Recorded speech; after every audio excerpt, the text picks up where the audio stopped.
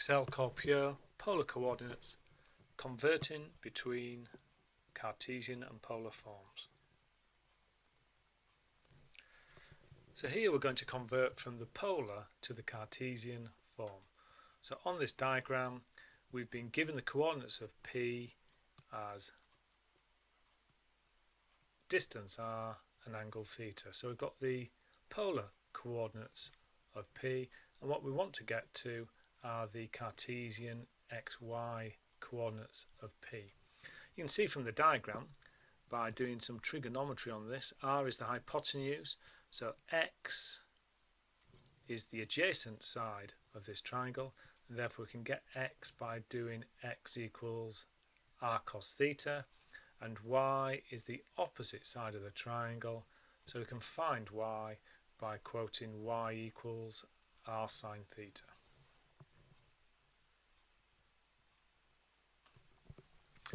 So here we have points A, B, and they've been given in polar form. So r is 3 and theta is pi by 3, and we've got another polar point, and we want to find the Cartesian coordinates of these points.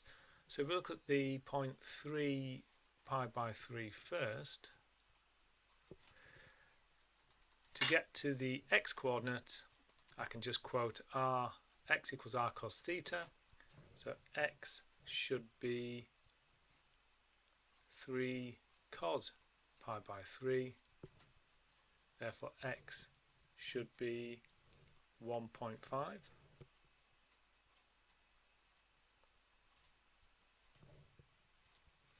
And to get to the y coordinate I can quote y is r sine theta, so y should be 3 sine pi by 3. Sine pi by 3 is going to be root 3 over 2, so y is 3 root 3 over 2, and therefore we have the Cartesian coordinates are 1.5 3 root 3 over 2 for A. Likewise for B, we're starting at 5 pi by 4, so x is 5 cos 5 pi by 4. So cos 5 pi by 4 is going to be minus 1 over root 2, so x is going to be minus 5 root 2 over 2 if we rationalised it, and y should be 5 sine 5 pi by 4. So sine 5 pi by 4 is also minus 1 over root 2, so y will be minus 5 root 2 over 2 in a rationalised form, and therefore the coordinates of B are minus 5 root 2 over 2 and minus 5 root 2 over 2. If necessary, these can be quickly checked if we just look at a quick sketch of these points. So A was 3 units from the origin and pi by 3, so A was there, 3 units from the origin, angle pi by 3, and our answer for that is 1.5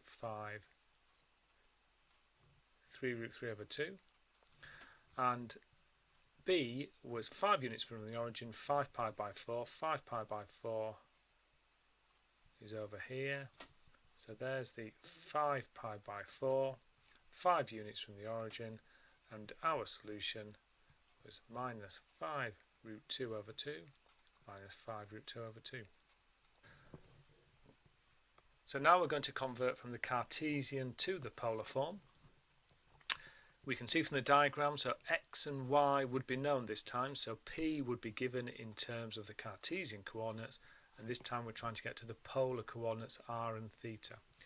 Well, if we know x and we know y, if we look at this diagram, we can always find r as the positive square root of x squared plus y squared from Pythagoras. Remember, r is a positive distance from the pole, and tan theta would be y over x. Now you've got to be careful with calculating theta.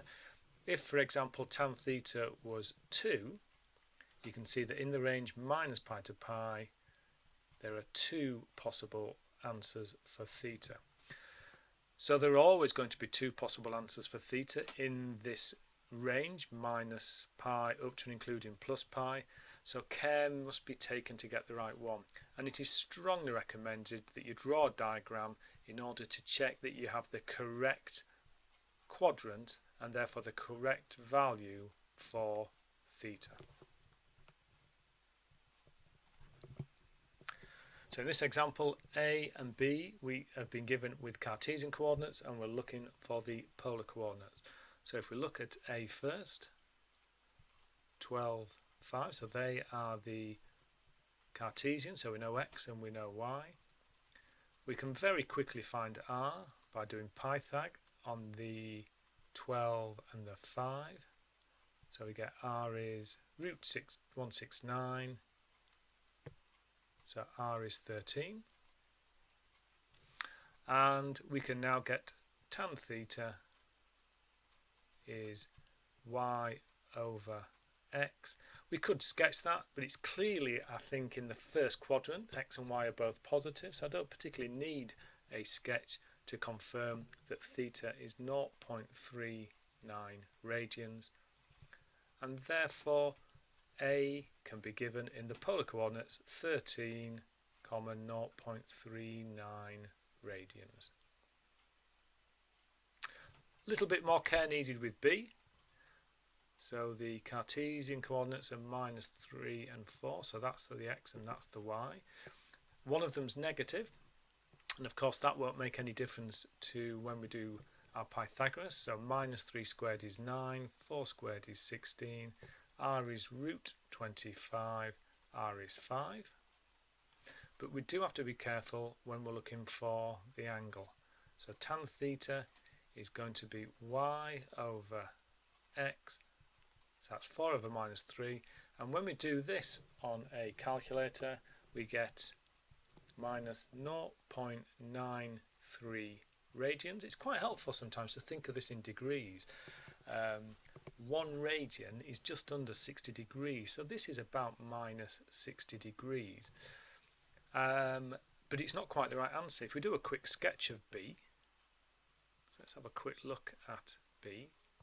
So minus 3, 4, B is located roughly there, minus 3, 4, but the angle we've got is actually there. So to get the correct angle from the positive real axis, this is the correct angle up here.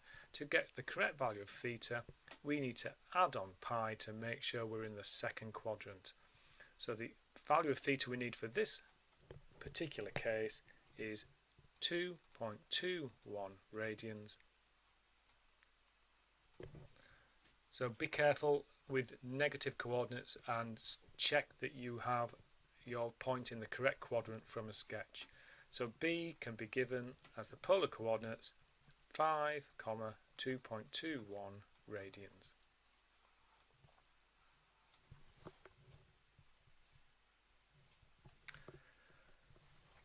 What some people like to do here, and again this is optional, you don't have to do this, but some people find it helpful in this case to look for just tan theta is the positive 4 over the positive 3 to get theta is 0.93 radians, and then to use the sketch to realise that they have found that angle there, 0.93 radians, and therefore they've got to take this answer away from pi to get the correct angle.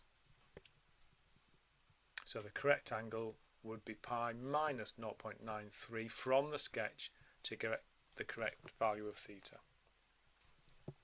In the next session we're going to be looking at polar curves and finding areas.